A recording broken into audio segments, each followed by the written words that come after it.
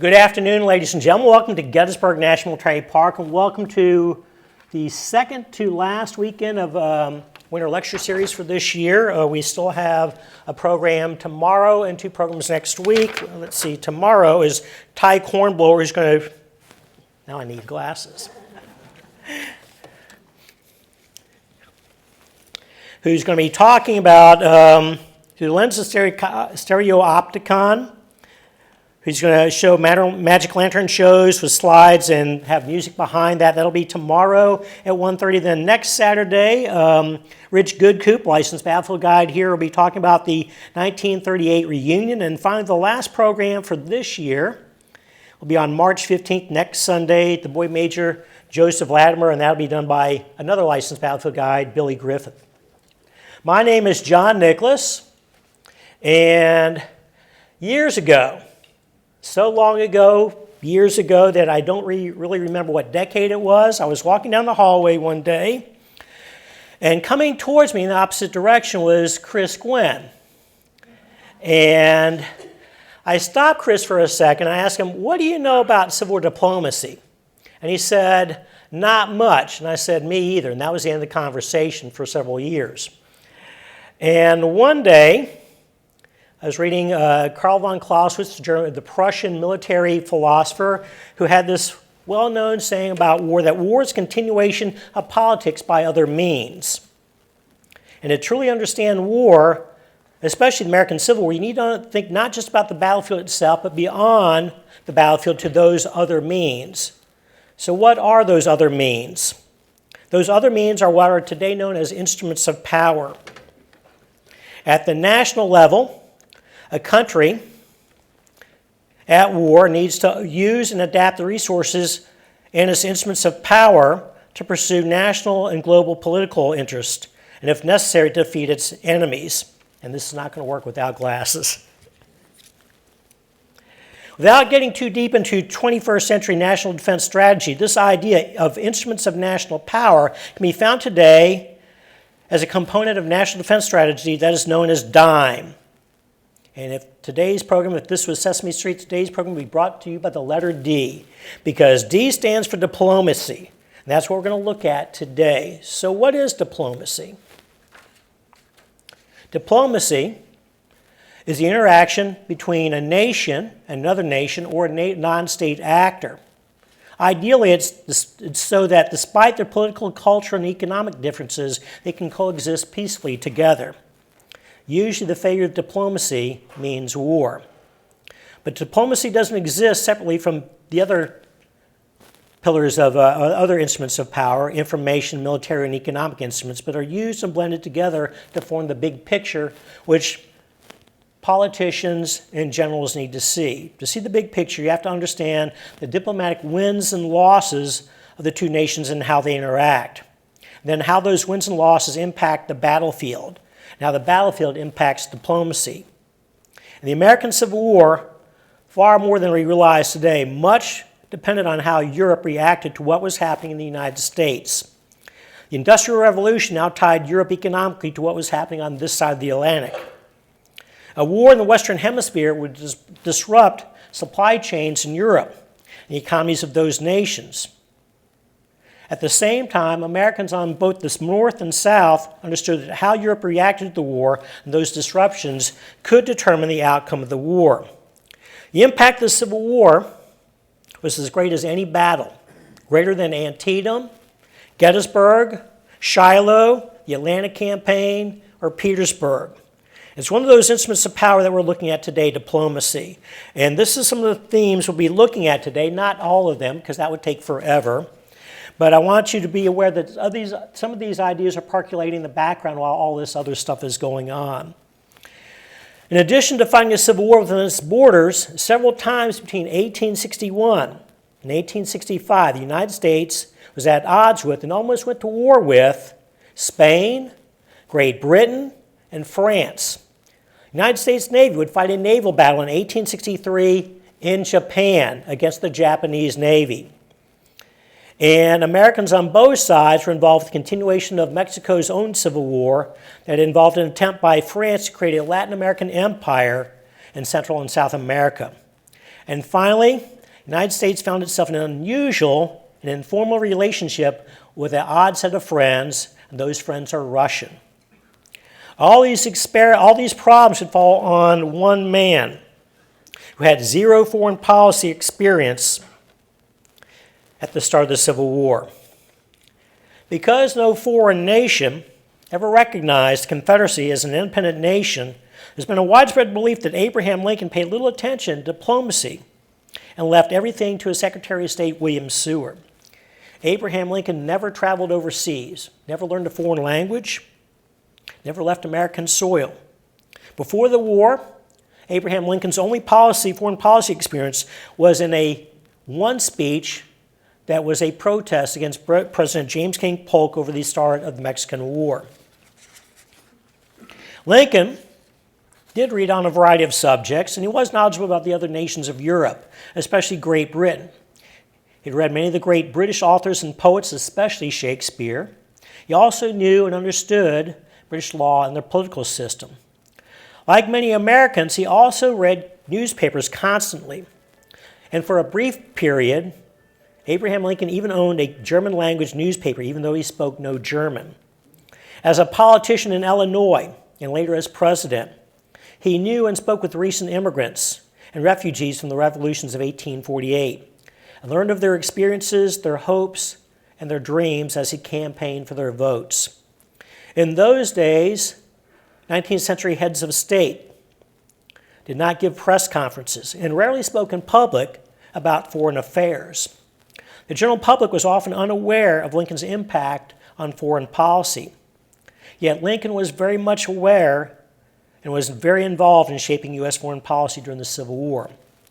One of Lincoln's biographers, James Russell, who wrote a 3-volume biography of Abraham Lincoln, wrote in 1951, in comparison to Woodrow Wilson, Theodore Roosevelt, or Franklin Roosevelt, Lincoln's activity in the realm of diplomacy was slight.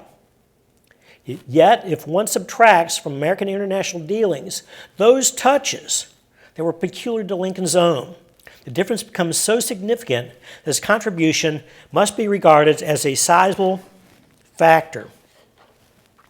Still, Lincoln's ambassador to Great Britain, and before I go any farther, I want to talk about diplomatic hierarchy, because I'm going to use the word ambassador and minister interchangeably, and basically they both mean the same, but they mean different now.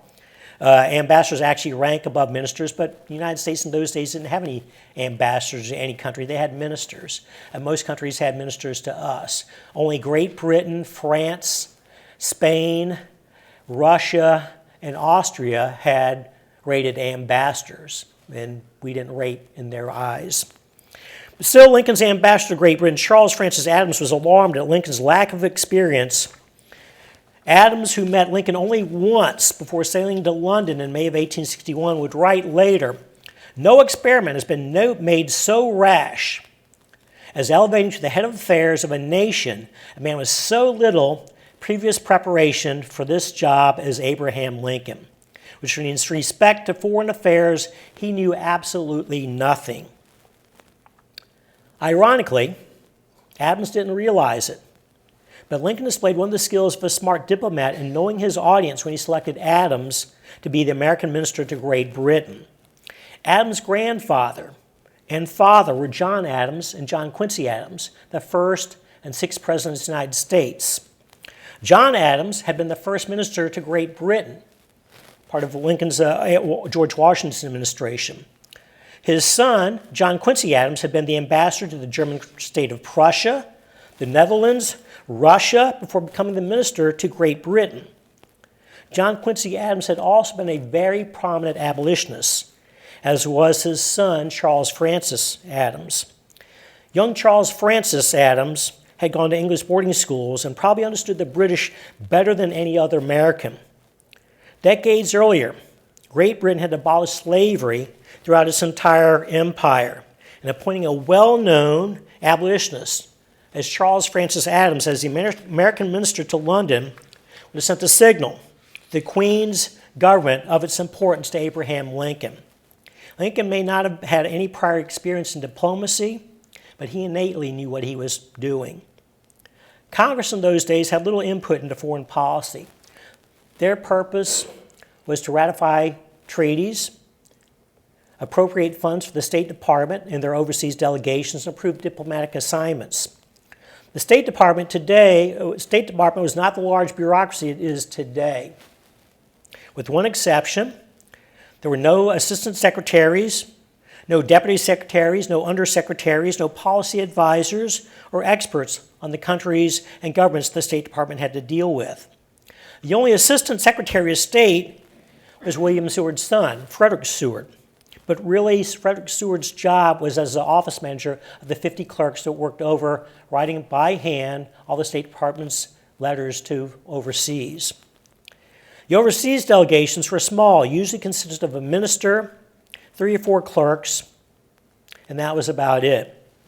Secretary of State, William Seward, had been a senator, a governor from New York, and had served on the Senate Foreign Relations Committee. Seward had toured Europe in 1833 and again in 1859.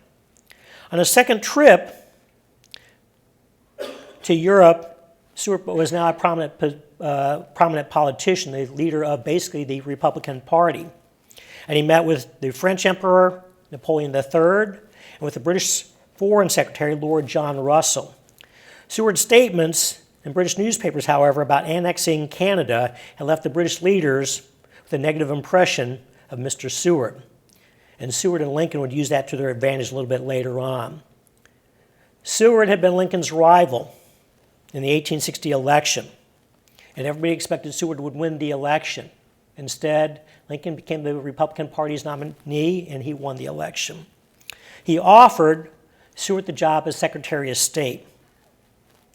Sometimes outspoken, loud, and excitable, especially when he was drinking. William Seward was the opposite of Abraham Lincoln. Yet they also had much in common. They both had difficult marriages.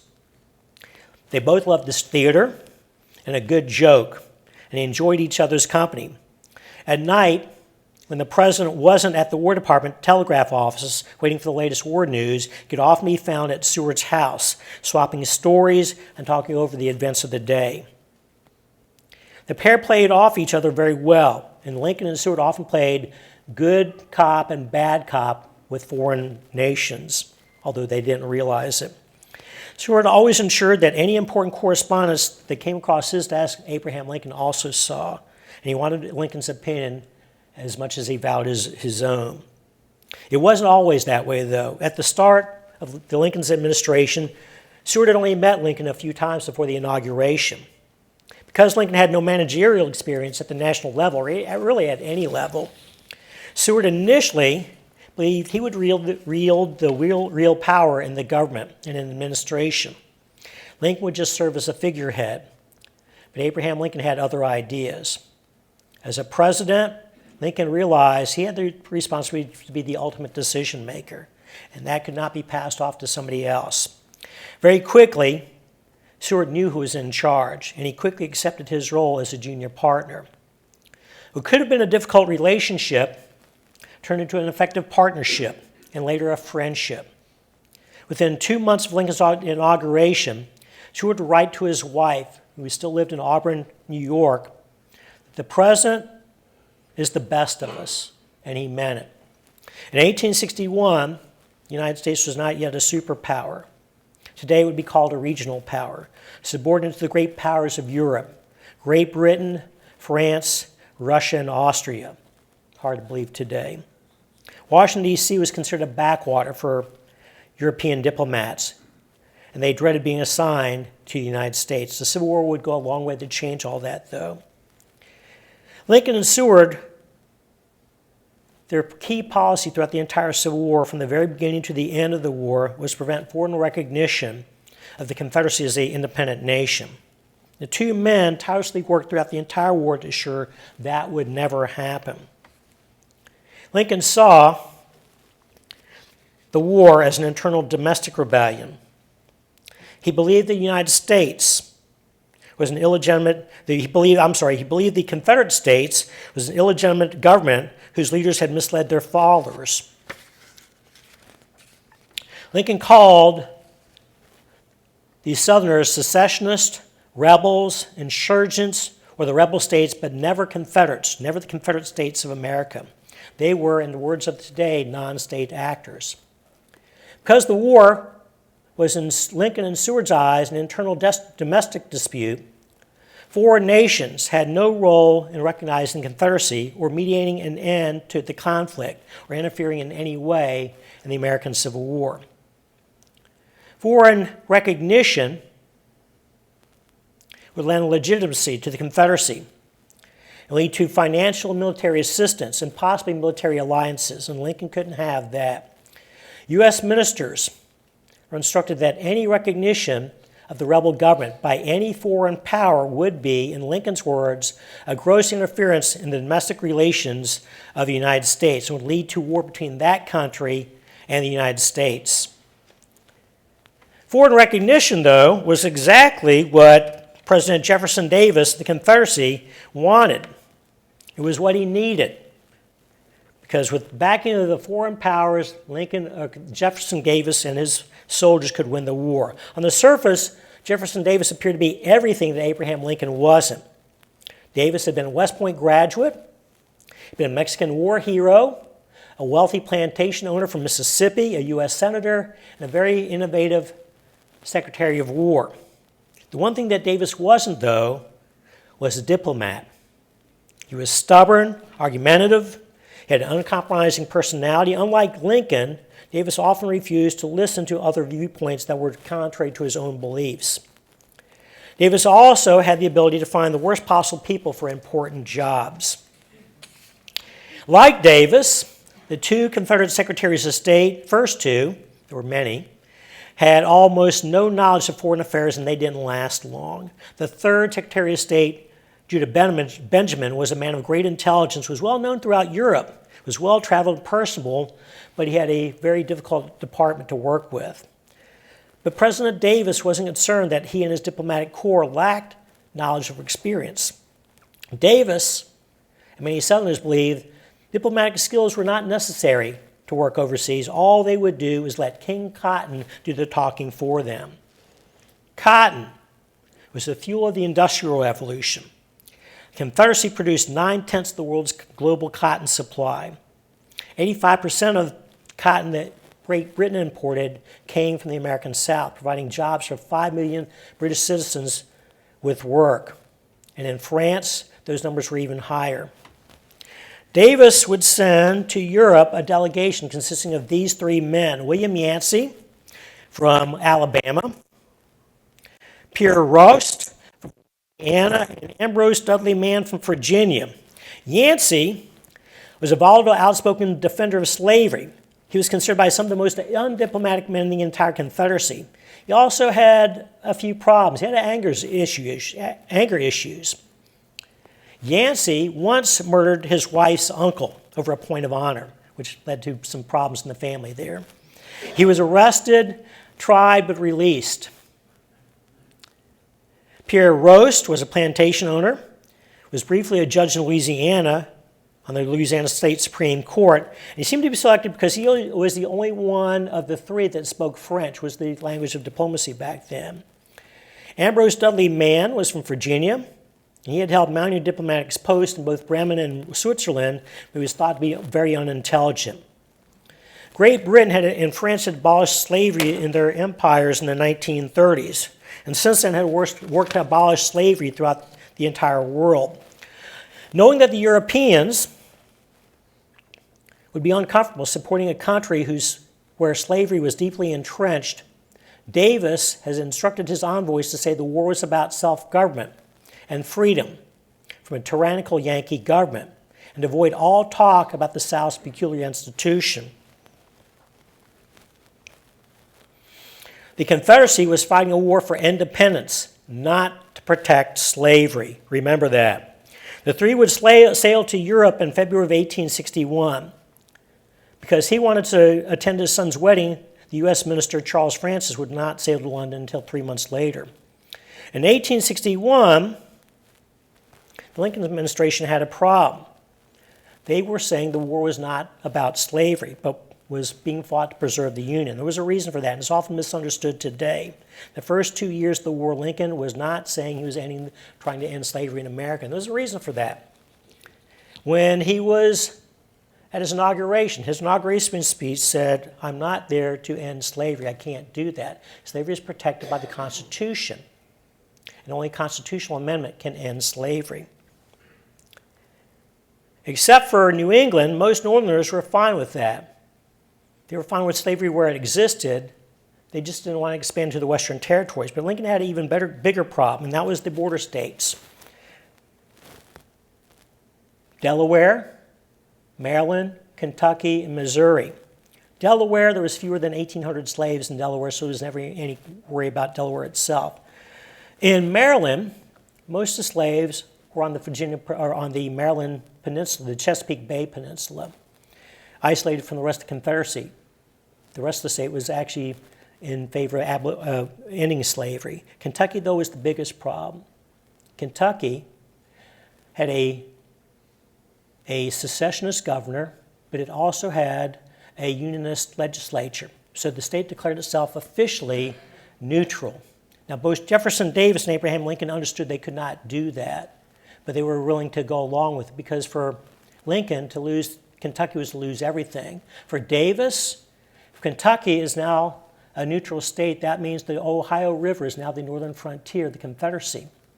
The only way the northern states, the Union armies can get to the Confederacy in the western part of their country is along the Mississippi River, as long as Kentucky remains neutral.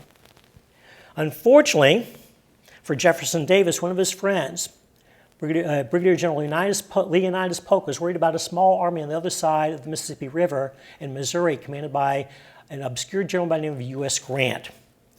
And Polk is concerned that Grant is going to invade Kentucky, so he decides to invade it himself. And quickly, Union troops pour into Kentucky and drive the Confederate army out of there. So now the northern frontier is no longer the unstoppable Ohio River, but now is the Tennessee-Kentucky state line. But Lincoln had to keep the border states, especially Kentucky, in. To lose Kentucky was to lose everything. Same thing with Missouri. So the bottom line is,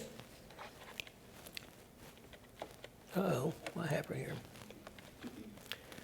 What do both sides tell the Europeans why we were fighting this war? Well, the Confederacy, this is their answer. The war is about independence from a Yankee tyrannical power.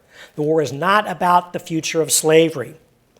For the North, the war is about the preservation of the Union. The war is not about the future of slavery. In Europe, everybody understood the war is about slavery.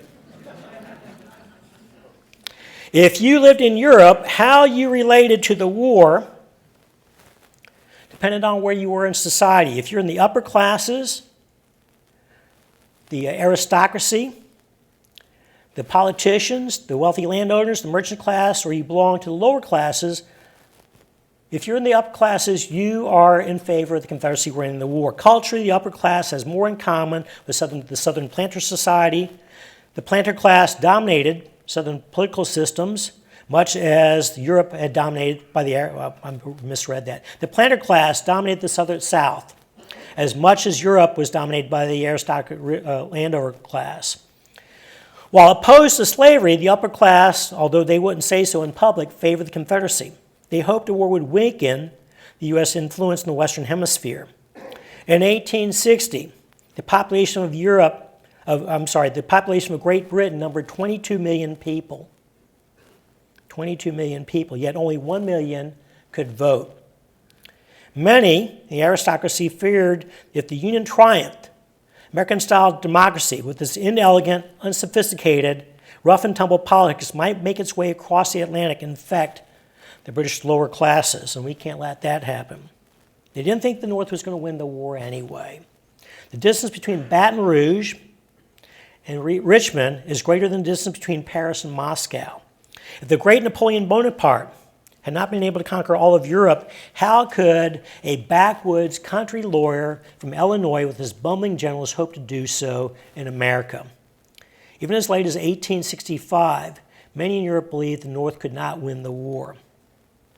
The upper classes had an outdated view of the United States and were unaware of what the impact the Industrial Revolution had had on Americans, especially in the North, and had caused a great deal of economic growth between 1830 and 1860. By 1860, the North had 22,000 miles of railroad track, another 7,000 miles in the South, compared to the number 2 place, which was Great Britain, with only 9,000 miles of track. That same year, the United States had a higher literacy rate, 89.9%, than Great Britain, with only 60%. In 1828, there were only 850 newspapers in the United States. By 1860, there were 4,000. Americans, both in the North and the South, were voracious newspaper readers and were very knowledgeable of current events. And except for women and enslaved people, they could all vote.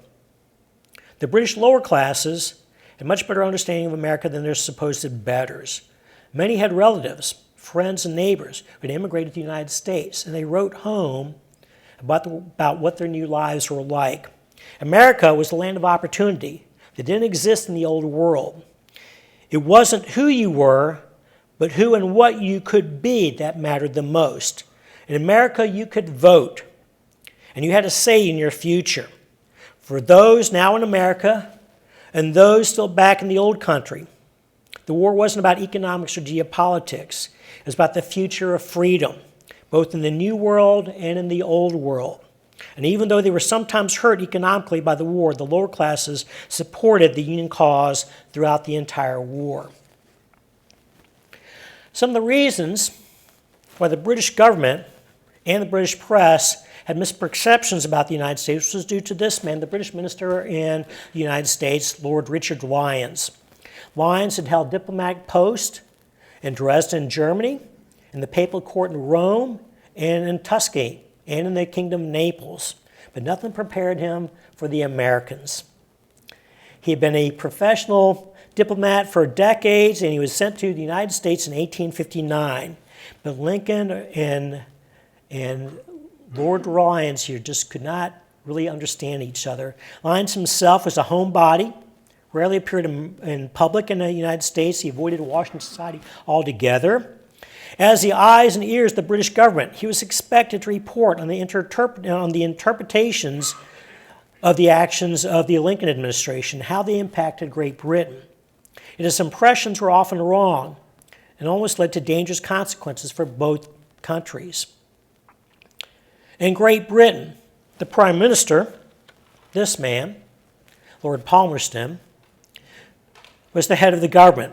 It was the Foreign Secretary who carried out the policies adopted by the cabinet, with little interference from the Prime Minister. Lyons based his understanding on how foreign policy was formulated in Great Britain, not how it actually worked in the United States. He failed to understand Lincoln's role in development and implementing of foreign policy goals. Because Lincoln was the ultimate decision maker, Lyons often left out key information in his reports to the Foreign Office in Great Britain. The British Prime Minister, Lord Palmerston, had been in the British Foreign Secretary's office in three different governments. Oops.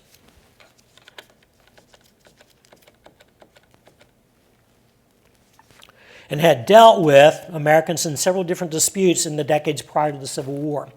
Palmerston found Americans pushy, arrogant, and ill-mannered. How dare he? While he opposed slavery, Palmerston saw the war as a way of weakening the United States and containing an emerging power and achieving the balance of power in the Western Hemisphere. Palmerston, behind closed doors, secretly hoped for Confederate successes, but he wouldn't say so publicly. The British Foreign Secretary, Lord John Russell, had previously been the Prime Minister. Russell and Palmerston did not always work well together, but they did see each other as equals. Russell had at one point had forced Palmerston to resign as Foreign Secretary in a dispute with Napoleon III. Russell would once again become Prime Minister when Palmerston died in 1865, and it would be Russell who would work directly with American Minister Charles Francis Adams. As mentioned earlier, Charles Francis Adams was the son and grandson of American ministers to Great Britain, and was a product of English boarding schools, so much that he had more in common with the British than his own American counterparts. Yet he lacked the forcefulness conveying Lincoln's administration's opposition to any kind of aid to the Confederacy. Within days of firing on Fort Sumter, Lincoln ordered a naval blockade of southern ports. By the terms and conditions of the Declaration of Paris in 1856, a naval blockade was an act of war. In a naval blockade, foreign vessels carrying war materials could not enter a Confederate port without violating U.S. sovereignty. A blockade could only exist between two belligerent, internationally recognized nations. But here's the problem. But Lincoln claimed the Confederate States were not a legitimate nation. They were still part of the United States. The United States was not fighting a war with an internationally recognized country, but was trying to repress an internal domestic rebellion. But the Confederacy wasn't a legitimate nation. The United States wasn't at war, and Lincoln couldn't impose a blockade on southern ports. By imposing a blockade, Lincoln had inadvertently granted the Confederacy belligerent status, legitimacy he claimed it didn't have. Furthermore, for a blockade to be legal, it had to be effective. The United States Navy, their Atlantic Squadron, only had 16 ships to blockade over 3,500 miles of southern coastline. Lincoln's blockade was a paper blockade. President Lincoln got around this technicality by writing that it was his intention, it was the intention of the United States to blockade the Confederacy, and then he fiercely got to work building more warships. The British accepted this intention because the other option was not very good, but worried a mistake on either side could lead to a war that the British did not want to be a part of. And that was solved on May 13, 1861 by Queen Victoria, who issued a formal proclamation of neutrality, which granted both the United States and Confederates equal status as belligerents. Within weeks, France and other European nations followed Britain's course with their own declarations of neutrality. When word got back to America of the Queen's proclamation, Southerners were ecstatic. Belligerent status was not foreign recognition, but it was a step closer than it had been before. For the Lincoln administration, though, it was a status the Confederacy did not deserve, but it was a step Lincoln and Seward had been forced to take in order to issue a blockade. Meanwhile, Southerners believed the British and the rest of Europe's need for cotton was so great, it was only a matter of time for Europe would eventually be driven by economic necessity to recognize Confederacy and Confederate independence. In 1861, to put a little weight behind King Cotton, Southern planters imposed an unofficial cotton embargo on Great Britain and the rest of Europe. What Southern planters had forgotten, though, was the South in 1859 and 1860 had produced bumper crops of cotton. Warehouses in Britain and elsewhere in Europe were almost bursting to the seams with excess cotton. The Europeans resented this not-so-subtle form of extortion, but at a time when the Union naval blockade had yet to take effect, a self-imposed cotton embargo was when the Confederacy needed materials of war was a self-inflicted wound. Meanwhile, in Washington, Seward flew into a rage at the neutrality proclamation. At a dinner party, the British, French, and Russian ministers, he warned that if their countries went any further, the Americans would set the world afire. He had known what had happened next. Had he known what had happened next, he may well have made good on that issue. On May 3rd and May 9th, shortly before the Neutrality Declaration, Foreign Secretary Russell met informally with Yancey and the other two Confederate emissaries at his country estate outside London. Yancey and his cohorts got nowhere, and Russell wouldn't accept their credentials or any other documents and made no promises to them about anything. However, when news came out that Russell had met with the Confederates, it made Charles Francis Adams very nervous.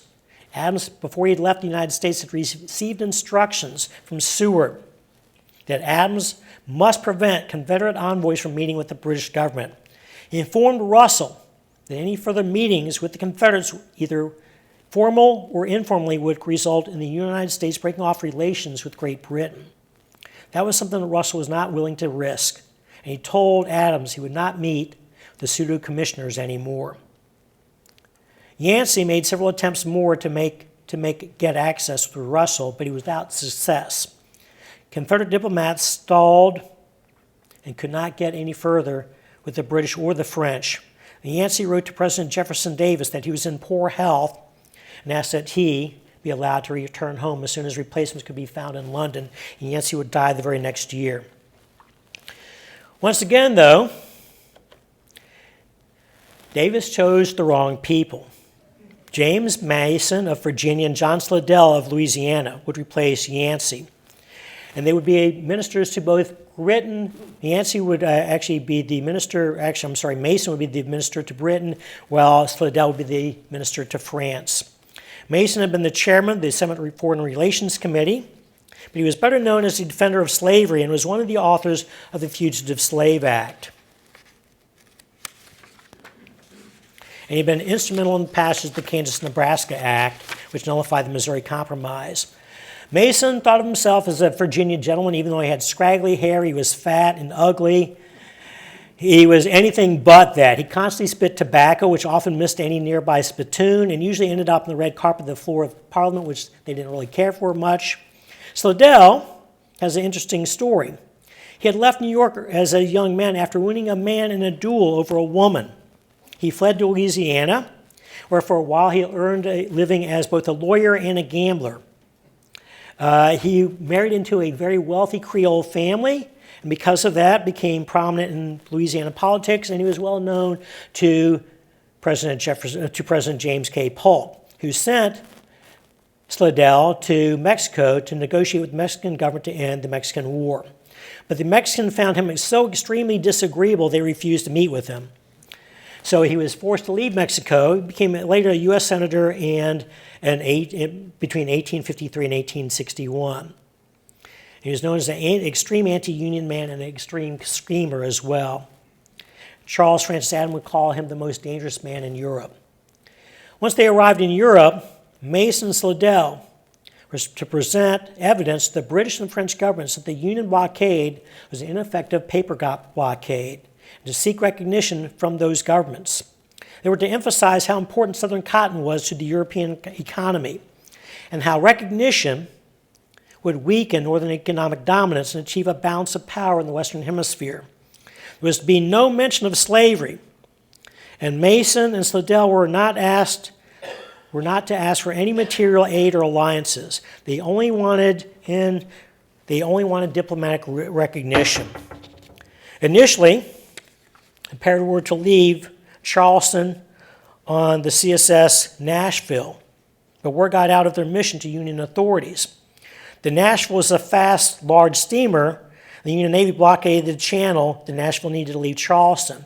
So their first plan thwarted. Mason and Slidell developed other plans. They left with their families and their secretaries on a small shallow draft ship known as the Theodora in a rainstorm on October 12, 1861. The small ship slipped out of the Charleston harbor and down a narrow channel to the Atlantic and onwards to Cuba. Meanwhile, into the story steps this man right here, the star of our show, Captain Charles Wilkes. Captain Charles Wilkes was a 60-year-old U.S. Navy captain at the end of his career. Early in his life, he gained some fame as an explorer of the Antarctic and led a 4-ship squadron, maybe because no other captain in the Navy wanted the job. But he was a difficult man to deal with. He circumnavigated the world, but he also caused a lot of problems with his crews on all of his ships. At one point, he court-martialed many of his sailors or Marines for not re-enlisting. At another point, he burned down a village in Fiji for stealing his minor object. He was very unpopular throughout the entire United States Navy, and for the rest of most of his career, spent most of his time working on reports of his escapades around Antarctica. But in 1861, the Navy needs captains.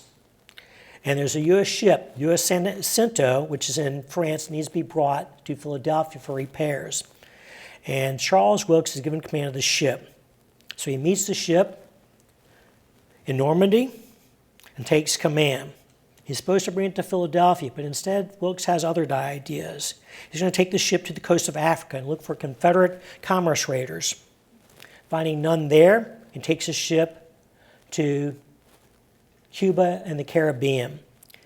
Wilkes will arrive in Havana in October of 1861 and read in the Cuban newspaper that Mason and Slidell had arrived in Havana. Two Confederates had just missed a British mail ship that was supposed to leave for Britain.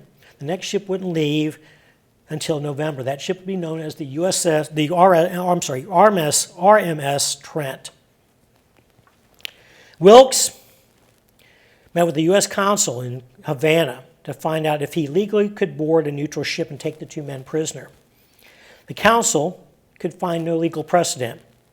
Going back to the San Jacinto, Wilkes searched through his own legal library and thought he had found the justification that he needed. If a captain believed a neutral vessel was carrying documents belonging to belligerents, that would give the captain some legal justification for searching the ship. That was good enough for Wilkes. He steamed out of Havana Harbor along the Cuban coastline and waited. From looking at maps, Wilkes knew that the Trent would have to move through a deep water channel known as the Old Bahama Channel in order to reach the Trent's next stop, which is the Danish colony of St. Thomas. Wilkes planned to intercept the Trent while it was still in the channel and in international waters. On board the Trent, about noon on November 7th, 10 miles offshore and 240 miles east of Havana, the San Jacinto sighted the Trent. The San Jacinto fired a warning shot across the path of the Trent, signaling it to halt. The Trent did not stop. Wilkes fired a second shell, an explosive shell, much closer to the bow of the Trent. The Trent immediately cut its engines. On board the Trent, Mason and Slidell immediately became concerned about the documents they were carrying. Coming towards the Trent were two boats carrying about 40 sailors and Marines with swords and muskets. Leading them was the San Jacinto's second-in-command, Lieutenant Donald Fairfax. Fairfax had orders from Wilkes to search the Trent for Confederate dispatches, letters, and the credentials of the two envoys. Once on board the Trent, Fairfax ran into several problems. The captain of the Trent, Captain James Moore, refused to let Fairfax search the ship. The captain said, "You go back to your ship, young man, and tell your skipper that you couldn't accomplish your mission because we wouldn't let you. Do you understand that? I deny your right to search. Do you understand that, Lieutenant?" There were now 60 passengers on the Trent's deck, and they began threatening Fairfax's crew. While all this was happening, below the deck, Mason's daughter took a briefcase, their father's papers, and asked the British mail agent, Commander Richard Williams, who was a retired Royal Navy officer, to lock the case in the mailroom and deliver it to Confederate authorities in Liverpool. Slidell gave his papers to his wife and told her if she was approached by any sailors, drop the case in the ocean. None of this would be known until 40 years later, when Slidell's daughter published a biography of her father in 1906. On the deck of the Trent, Fairfax received reinforcements from the San Jacinto and attempted to search the ship. Fearing he would create an international incident if any of the passengers were hurt, Fairfax gave up the search and asked Wilkes what he should do next. Wilkes, by some elastic reasoning, concluded that Mason and Slidell were the embodiments of the papers that they were searching for. He ordered Fairfax to take Mason, Slidell, and their two secretaries and transfer them to the San Jacinto. Once on board the San Jacinto, Wilkes recognized one of the two diplomats. It was Slidell, his old dueling partner. What a surprise. Now they're old friends again. Slidell was now his prisoner, and Wilkes welcomed him as that old friend, and he told them, the prisoners, they were now his guests, and would treat them as such. He had their personal baggage transferred to San Jacinto, then purchased food from the Trent for his guests from the Trent's mess, including oysters, cheese, Cuban cigars, and several bottles of wine. Accomplishing his mission, Wilkes told Captain Moore that the Trent was free to go. That was one mistake of many that Wilkes made during this incident. In taking Mason, Slidell, and their secretaries off the Trent, Wilkes violated long-established maritime law that passengers were protected under a neutral flag from seizure on the high seas. Maritime law also gave Fairfax legal right to search the Trent. Fairfax should have known this, and if he didn't, Wilkes should have briefed him before he boarded the Trent. When Captain Moore refused to allow Fairfax to search the Trent, Moore violated the Trent's neutral status, as did the actions of Commander Williams, Mason, Mason's daughter, Slidell, and Slidell's wife when they all conspired to hide the documents. Wilkes' biggest mistake was not seizing the Trent and placing a prize crew on board and sailing the ship to the Maritime Prize Court in Key West. In Key West, a maritime court judge could have ruled in the multiple legal issues regarding the Trent seizure. Fairfax and Wilkes claimed two very weak reasons for not doing so. Fairfax claimed that the San Jacinto had orders to join a naval squadron in an expedition against Port Royal, South Carolina. Placing a prize crew aboard the Trent would have weakened the ability of the San Jacinto to assist that expedition at Port Royal. However, that wouldn't have held up because maritime law provided that a single sailor posted on board a prize vessel was sufficient to hold that vessel as a prize as long as the vessel posed no danger to escape. The second reason for not seizing the Trent was even weaker than the first. Captain Wilkes claimed that he did not want to cause unnecessary delay and inconvenience for the passengers of the Trent or the merchants in England waiting for their mail, though by international law he was legally justified in doing so.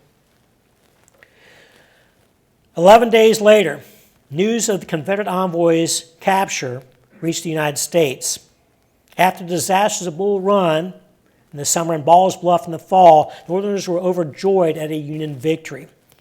Animosity still existed between the U.S. and Great Britain over the War of 1812, and Northern newspapers hailed Wilkes as a hero. Congress even voted him a resolution of thanks. When the San Jacinto reached Hampton Roads in Virginia, Wilkes received the orders not to disembark but to steam to Fort Warren in Boston Harbor. The ship stopped briefly in New York to purchase a stove because Wilkes didn't want his guests to be cold. And this is Fort Warren right here. Arriving at Fort Warren, Mason, Slidell, and their secretaries were imprisoned in luxury. Unlike the other prisoners, they were not confined to a cell but could walk wherever they wanted to on the island. They received newspapers and dined on expensive food from Boston and other luxuries that were delivered to the prisoners daily. They were fed so well by their captors that Mason later said he was sorry to leave the place. Initially, Lincoln and Seward shared in the enthusiasm for Wilkes' escapades. Then reality set in. The Secretary of the Navy, Gideon Welles, commended to Wilkes, but also told the captain the decision not to take the Trent to a prize court set a dangerous precedent. President Lincoln was happy to have the two prisoners, but was concerned how the British would retaliate. Lincoln was initially inclined to release the two men, but knew that there would be a storm of public opinion if they did. Lincoln told his two visitors to the White House that I fear the traitors will prove to be white elephants, that they would be more trouble than they were worth. For now, though, Lincoln was willing to see how the events played out. Southerners were equally excited about the capture of Mason and Williams. Why would they be happy about the capture of their envoys? Howard Jones, in his book, Blue and Gray Diplomacy, would write, Mason and Slidell had sought to deal a lethal blow to the Union by convincing the British and the French to disavow the blockade and extend diplomatic recognition to the Confederacy. But they could not have known how close they came to achieving their objective before even reaching English European soil. Their capture had created a crisis that had now led to them to accomplish their goals without even setting foot on British soil. The Southerners hoped that foreign recognition would soon be coming. It wasn't until November 27th, when word of the seizure of the Trent and the rebel envoys had reached London. Aristocrats and commoners alike were furious at what they regard as a gross violation of British neutrality. One American in London wrote, "The people are frantic with rage. When the country was polled, I fear 999 men out of 1,000 would declare immediate war against the United States." Foreign Secretary Russell called an emergency meeting in the British cabinet the next day. The dispatches from Lord Lyons in Washington said the Americans were very much pleased with having insulted the British flag and they wanted war. Prime Minister Palmerston was angry and said that he would not stand for such a gross violation of British sovereignty. At the same time, he did not want war. Palmerston told the Queen the Americans must immediately release the prisoners, pay reparations to Great Britain, and formally apologize to the British government for their actions. Though the British government did not want war with the Americans, they immediately began to prepare for one. Arrangements were made to put 10,000 troops on transports to Canada, and workers toiled through the week through Sunday night to load boxes of firearms onto 8 barges in the Thames River. Orders went out to the Royal Navy to send more ships to strengthen the North Atlantic Squadron. As a signatory to the Declaration of Paris in 1856, the French informed the British they would back them if there was a decision to go to war with the Americans. Back in Washington, Lincoln and Seward began to weigh their options. It looked like the country wanted war, but for Lincoln and Seward, going to war with England meant they could lose the entire ball game. Howard Jones would write, the president could either back Wilkes and risk war with Great Britain while he also had a war going on at home with the Confederacy, or he could renounce the capture and face national humiliation that had the saving grace permitting the Union to concentrate on defeating the Confederacy. One question Lincoln needed to answer was whether Wilkes' seizure of the Confederates was legal. The answer should have been yes, because Wilkes had seized 2 agents of an illegal government on a neutral vessel who were attempting to get foreign aid for an insurrection against the United States. Had Wilkes put it in those terms, he would have been in the clear. Wilkes, though, had muddied the waters by claiming the 2 rebels were the embodiment of the dispatches and designated them as contraband, when he should have called them belligerents. Once again, this would have been resolved if Wilkes had taken the prisoners of the Trent to the prize court. In London, Foreign Secretary Russell drafted dispatches calling for an ultimatum that would be answered by the U.S. government within 7 days of delivery. The Americans were to release the prisoners, make reparations to the British government, and apologize to the British nation for insulting their flag. If not, Lyons, the British legation, would be withdrawn from Washington. If that happened, more severe steps would be taken. What that meant yet, nobody knew. Dispatches were sent to the Queen, who turned them over to her husband, Prince Albert, who was on his deathbed with typhoid fever and would die 2 weeks later. Prince Albert wrote the ultimatum, softening the language and giving Lincoln some wiggle room. In the dispatches, Prince Albert suggested Wilkes had misunderstood his orders, that the action had not been authorized by the Lincoln administration. The release of Masons, Liddell, and their secretaries were also issued a suitable apology. And if the British government was satisfied, that would end the matter. A mail packet was held on standby, waiting for Prince Albert to finish the dispatches. As soon as they were received, they were on their way to Washington. Lincoln understood that the public would regard releasing the rebels and apologizing to the British government as humiliating. But was it worth war? Was it worth war? In America, many still expected war. Others said the British wouldn't fight. At the White House, Lincoln told his friend, Senator Orville Browning of Indiana, a story about an aggressive bulldog back in Lincoln's hometown of Springfield, Illinois. Everyone said the dog was friendly and won't bite, Lincoln told Browning. I know the dog won't bite. You know the dog won't bite. But does the dog know he won't bite? Lincoln understood that in the United States, public opinion was everything. And Lincoln needed to calm the public and help steer the public to see the big picture. What was really important? An unwillingness to admit a mistake or go to war against Britain and possibly the rest of Europe or the preservation of the Union. In a State of the Union address to Congress in December 1861, Lincoln didn't mention the Trent Affair at all. A move Lord Lyons wrote to London was very positive. At the same time, Lincoln contacted editors of northern newspapers who were friendly to the Lincoln administration. He urged them to publish editorials showing how a war between the United States and Great Britain would benefit neither country, only the Confederacy, and that the release of Mason and Slidell would be the wisest course of action. Meanwhile, in Manchester, England, a merchant organization was urging the government to break the Union naval blockade and recognize the Confederacy. British troops were on their way to Canada. British exports of weapons, gunpowder, and ammunition to the United States had been halted. Everything now turned on the ultimatum and the dispatches now on their way to America and how President Lincoln and his cabinet would react. When Lyon received the dispatches, he went straight to Seward. Lyon told Seward that the Lincoln administration had 7 days to officially accept the ultimatum. Seward asked Lyons if he could delay the official delivery for a few days, to give the administration a little bit more time to cool tensions, and he asked for an unofficial copy of the ultimatum to consult with Lincoln. Lyons provided both to Seward, but he said that the Americans were running out of time.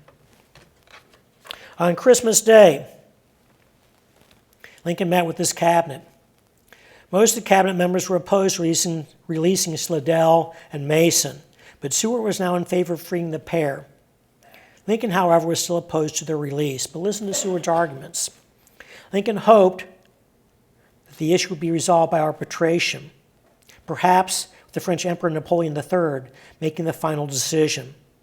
Later in the meeting, a word came from France, from the French minister, that Napoleon III would now support the British. Next day, Lincoln again met with his cabinet to discuss the ultimatum. During the discussion, President Lincoln said very little. This puzzled Seward because earlier Lincoln was very much opposed to releasing the prisoners.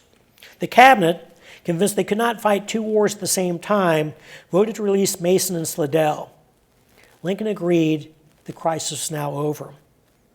After everybody left the room, Seward asked the president what had changed his mind. Lincoln said, "I found that I could not make an argument that would satisfy my own mind, and that your argument proved to be the firmer ground and the right ground to stand on." Lincoln always listened to other voices that conflicted with his own. Seward sent a letter to Lord Lyons, to Lord Russell, and the British government agreeing to release Mason and Slidell and their secretaries, stating that Wilkes had stopped the Trent and seized the Confederates without any authorization from the Lincoln administration. He stated, however, that Wilkes was not entirely in the wrong for taking the men prisoners, as they were illegally plotting against the United States. They were, once again, non-state actors, after all. Where Wilkes ultimately erred was the not taking the Trent to the prize court. Mason and Slidell were released on July 1st, 1861, and would eventually make their way to both England and France. Lyons would write to Russell that on reading Seward's enormous note at leisure, I found that in much more than I had thought, there was an apology there than I had originally thought. Russell had agreed with Seward's letter, and the release of Mason and Slidell constituted reparation that the majesty of Britain demanded. Everybody was satisfied. The resolution of the Trent Affair actually had helped the United States achieve two diplomatic goals. It made clear that it would prevent any foreign interference in the Lincoln administration's running of an internal domestic dispute. It also made Russell aware that the cost of meeting with any Confederate diplomats would mean breaking relations with the United States and would mean war. Great Britain set the example for the rest of Europe to follow. No foreign nation would ever recognize the Confederacy. Throughout the entire incident, Lincoln, Seward, and Adams had all skillfully bought time to allow passions to cool on both sides of the Atlantic. Adams kept constantly in touch with Russell, developed a good working relationship with the Foreign Secretary, which had a positive effect on his attitude, and also on the Foreign Secretary's attitude towards Seward and Lincoln. Adams also sent accurate accounts of public sentiment in Great Britain during the crisis, and that kept Seward and Lincoln informed and steered them toward the course they ultimately took. Abraham Lincoln may have lacked experience in diplomacy, but he possessed a great deal of natural talent. Howard Jones would write, Lincoln was blessed with the essential virtues of a born diplomat: a calm, patient demeanor, a trusting yet careful and genteel temperament, unquestionable integrity. an interest in listening to advice and learning from those who disagreed with him, and a willingness to compromise on issues requiring no sacrifices of principle. Furthermore, he ingeniously related the role of foreign policy to his chief objective of preserving the Union. Today, what became known as the Trent Affair is almost completely forgotten. The war was still in its early stages in 1861. The Trent Affair is mentioned at all in histories of the American Civil War. It's usually only 1 or 2 paragraphs, and then it's forgotten, swept away by the big battles to come: Shiloh, the 7 Pines, the 7 Days, Second Mass, and Antietam, which were still months into the future. William Seward's biographer, William Starr, would call the Trent Affair the Cuban Missile Crisis of the 19th century. It was the American diplomatic crisis of the century, and in fact, it was the greatest crisis the United States faced until Pearl Harbor 80 years later. The United States came very close to war with 1, maybe 2 major world powers while it was facing a civil war at home. It was a war that Lincoln probably could not have won.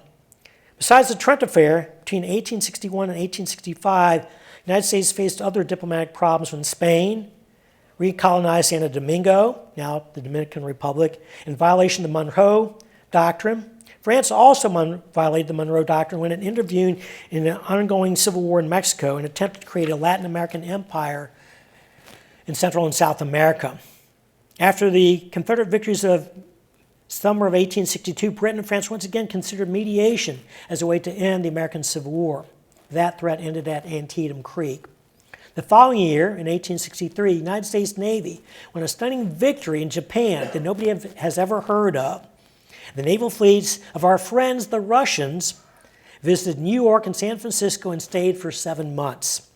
Finally, in May of 1865, General Grant, and this is after Lincoln's death, was ordered General Philip Sheridan and 50,000 recently Civil War veterans to the Rio Grande to assist Benito Juarez's Republican Army in driving the French out of Mexico.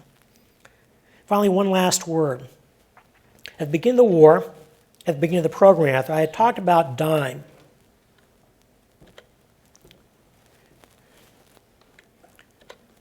And the instruments of power. One of those instruments of power had a unique component during the Civil War, and that was the words of Abraham Lincoln that he spoke or wrote himself, either in public speeches or in public letters that he approved for publication in newspapers. According to the historian Don Doyle, Lincoln understood the uniqueness of American democracy and its impact on the rest of the world, and he referenced it in his speeches. He often spoke to refugees, as I said, from the Revolution of 1848. In 1862, he pushed for passage of the Homestead Act, which gave any citizen or immigrant 160 acres of land if they resided and cultivated that land for 5 years. In Lincoln's words, he often said the Union's cause had implications for the whole world and the whole family of man. And his purpose was not altogether for today, but for one vast future also. Lincoln also modestly asserted here at Gettysburg that the world would little note nor long remember what we say here, but it can never forget what they did here. He was mistaken, Lincoln's friend Senator Charles Sumner would later note. That speech uttered by Lincoln on the field of Gettysburg and sanctified by his martyrdom of its author is a monumental act. The world noted at once what he said here and will never cease to remember it. The battle itself was less important than the speech. Ideas, Sumner said, are more important than battles. I'd like to thank you for coming out here this afternoon. Thanks for coming. Bye.